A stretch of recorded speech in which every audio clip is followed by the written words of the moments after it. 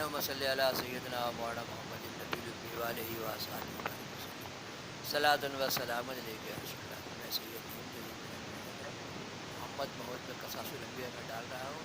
اس سے پہلے سے میں نے موسم بنگالہ کی نئی کتاب پارٹ بائی پارٹ ڈالا ہے اور چلتا پھرتا ویڈیو کھول کے محمد اور اس میں ڈال رہا ہوں میں یوسف علیہ السلام کے واقعات۔ اللہم صلی علی سیدنا مولانا محمد النبی الأمی وآلہ وصحبہ وسلم۔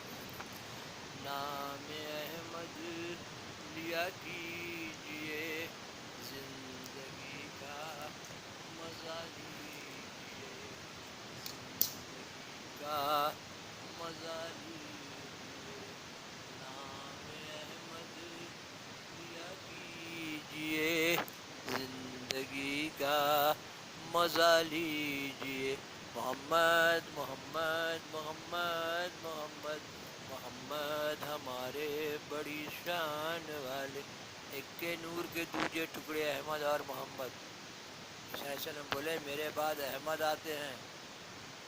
اللہم صلی علی سیدنا مولانا محمد النبی الأمی وآلہ وصحبہ بارک وسلم۔ نبی ایک دم معصوم، سب ان کی ادائیں ہیں، بس سنیے اور ایک دم دل و دماغ کو صاف رکھیے۔ اور اولیاء اللہ کے محبوب، وہ غلطی کریں گے توبہ کریں گے، اے توبہ دہو توبہ سکنم دستگیر، دونوں اللہ کی خاص مخلوق ہیں۔ اور ان باتوں سے جو کوٹیشنس ہے اس سے فائدہ حاصل کرنا ہے اور ایک دم کچھ زیادہ بات نہیں سوچنا ہے۔ دیکھیے یوسف علیہ السلام اور ان کے بھائی لوگوں کو وہ کس حکمت و تدبیر سے مصر میں بسائیں گے۔ اللہم صلی علی سیدنا مولانا محمد وآلہ وصحبہ وسلم۔ سب اللہ کا حکمت ہے، انبیاء علیہ السلام کے ساتھ سب اللہ کا حکمت ہے، بندے کی ضرورت ہے۔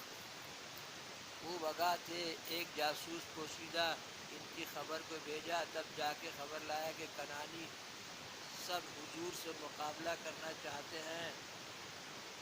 اس بات کو سن کر یوسف علیہ السلام نے 40,000 مرد جنگی سلاح پوش تیار کیے اور تمام اہل مصر کو خبر دی کہ لڑائی کا سامان تیار کرو، ہوشیار رہو۔ یہ خبر ملک ریان تک پہنچی۔ اس نے کہا کہ کیا خبر ہے کہ مصر کے لوگوں نے کہا کہ کنعانیوں نے ایک پیالہ سرکاری چوری کیا تھا۔ ان دل تحقیق وہ پیالہ ان کے سلطوں میں بنے اس کو بوریوں میں سے نکالا۔ اس کے جرم میں ان کا ایک بھائی موجب آئین و قانون کے حدود میں مقید رہا، اس لیے ہمارے ساتھ لڑنا چاہتے ہیں۔ ملک ریان نے کہا، ملک ریان ان کی تو عزیز مصر تھے نا، ملک ریان بادشاہ تھا وہاں کا۔ ملک ریان جو ہے مصر کا بادشاہ تھا، اس میں عزیز مصر سے بادشاہ نہیں تھے۔ نے کہا کہ میں بھی حاضر ہوتا ہوں تمہارے ساتھ اپنے لشکر کی مدد کو۔ حضرت نے فرمایا کہ میں کافی ہوں، انہوں پر حضور کو تکلیف کرنا کچھ درکار نہیں۔ بس دوسرے دن قافلے نے کنعانیوں کے شہر کے اندر آ کے حملہ کیا۔ یہودا نے دروازے پر جا کر ایسا ایک نعرہ مارا کہ 40,000 مرد کارزار مصر کے ایک بارگی بے ہوش ہو گئے۔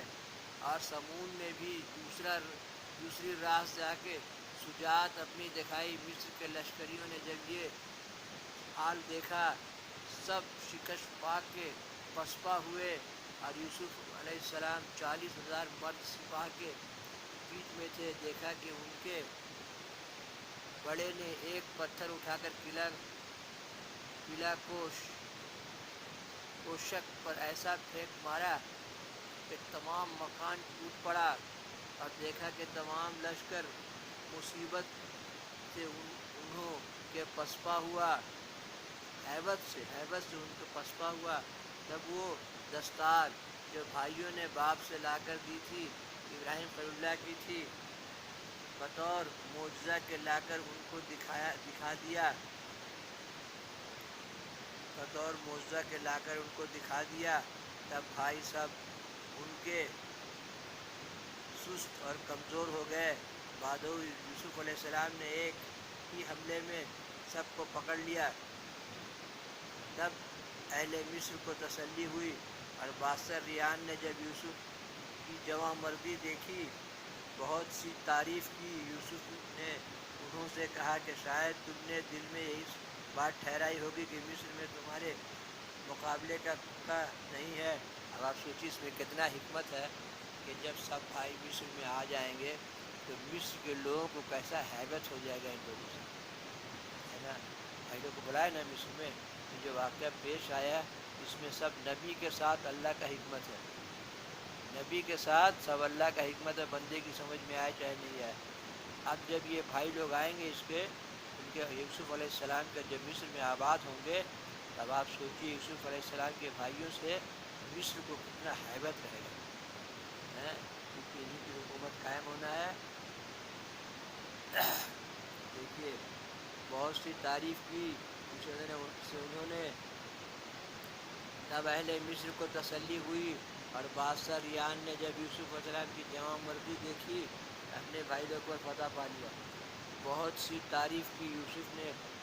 انہوں نے کہا شاید تم نے دل میں یہی بات ٹھہرائی ہوگی کہ مصر میں تمہارے مقابلے کا کوئی نہیں۔ یوسف پہلے سے پہنچا۔ انہوں نے کہا کہ بولے بھائی کیسا دوست نہیں اور بھائی کیسا دشمن نہیں، مگر خدا کی ہی مرضی تھی کہ تمہارے ہاتھ میں گرفتار ہوئے، لیکن مصر میں تو کوئی نہیں مقابل ہمارے بس یوسف۔ بولے کیسا بول رہے ہیں، مصر میں تمہارے مقابل کا نہیں ہے۔ انہوں نے کہا البتہ مگر خدا کی ہی مرضی تھی، تمہارے ہاتھ میں ہم گرفتار ہوئے ہیں، لیکن مصر میں تو کوئی نہیں مقابل ہمارے پاس یوسف۔ لوگ پہچان کے السلام کہا۔ یوسف نے انہیں اونٹوں کے بوجھ سمیت منگوا لیا تاکہ لوگ جانیں کہ ان پر کچھ سزا ہوگی، اور روئے کہنے لگے آپس میں کہ یہ کوئی ہمارے خاندان سے ہوگا، یا ہمارے ابا و اجداد سے کچھ بزرگی پائی ہوگی کہ ہمارے مقابل ہو کے لڑا اور ہم اس کے ساتھ نہ لڑ سکے۔ دیکھتے ہیں بھائی لوگ 40,000 پر بھاری پڑا۔ ابراہیم علیہ السلام کے اولاد لوگ آل ابراہیم کو کتنا پاور، حضرت علی آل ابراہیم کو کتنا پاور ہے، یا علی المدد یا علی المدد۔ یہودا نے کہا میری بات سچ ہے جو میں نے کہا تھا کہ یہ یوسف ہے۔ پھر ان کے بھائیوں نے کہا کہ اگر یوسف ہوتا تو ہم پر اس طرح احسان نہ کرتا، اسی وقت مار ڈالتا۔ بس انہوں کو حضرت یوسف نے 3 دن تک قید میں رکھا تاکہ لوگ شہر کے خاطر جمع رہیں۔ بعد 3 دن کے انہوں کو بلا کے کہا تم پر بادشاہ کا حکم ہوا تھا مار ڈالنے کا، مگر میں نے تمہاری رہائی کی کہ تم لوگ نیک آدمی جواں مرد ہو، ایسے لوگوں کو ہم پیار کرتے ہیں، بس تم کو میں نے معاف کیا، چھوڑ دیا، جہاں طبیعت چاہے وہاں جاؤ۔ سمون نے کہا کہ اے بھائیو میں یہاں رہوں، تم سب جاؤ اپنے باپ کے پاس اور یہ حقیقت ماجرا جا کے بیان کرو، دیکھو وہ کیا جواب دیں۔ جیسا کہ قولہ تعالی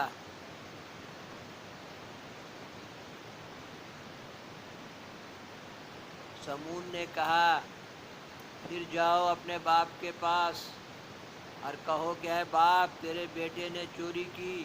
بس بموجب کہنے سمون نے 9 بھائی کنعان میں گئے، ایک وہاں رہ گیا 10، ایک 11 بنیامین اپنے بھائی کے پاس رہ گئے، ان کو رکھ لیا قید کر کے، اور یوسف علیہ السلام 14 بھائی یہ لوگ۔ یہاں سمون اور بنیامین رہے، دونوں رہ گئے وہاں پر۔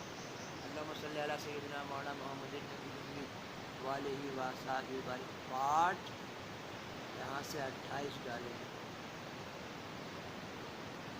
یوسف علیہ السلام کے باقی بھائی لوگ باپ کے پاس چلے گئے، اور یوسف علیہ السلام کے پاس بنیامین رہ گئے.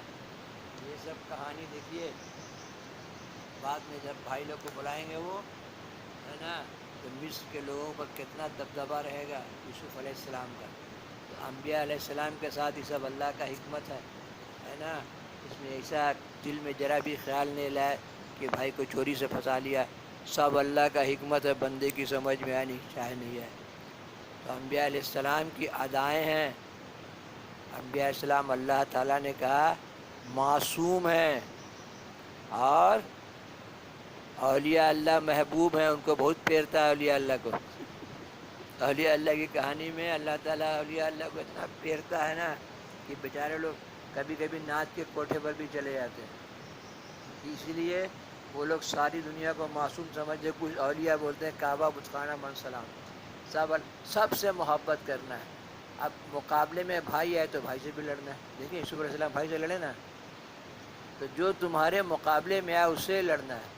معصوم مظلوم لوگوں کو کچھ نہیں کہنا ہے, کیونکہ 72 فرقے اور دنیا کی ساری قومیں سب آدم اور حوا علیہ السلام کی اولاد ہے. ڈفرینس آف اوپینین گھر میں بھی ہے اور سارے عالم میں ہے. اس کا مطلب کیا ہوا, یوسف علیہ السلام کے واقعے میں کیا, جو مقابلے میں آئے اس سے لڑنا. بھائی لوگ تھے نا مقابلے میں آگے ہے نا. اور اس میں اللہ کا حکمت کیا تھا کہ یہ لوگ کتنے بہادر ہیں. جب یہ راز ظاہر ہوگا یوسف علیہ السلام کے بھائی ہیں یہ لوگ, تو پورا مصر پر ان کا ہیبت طاری کر دیا اللہ نے. اس واقعے میں کتنا زبردست راز چھپا ہوا ہے. کیونکہ جب 14 بھائی مصر میں آتے تو کوئی بھی ڈراتا دھمکاتا یہ لوگ باہر کا ہے ریفیوجی ہے یہ لوگ.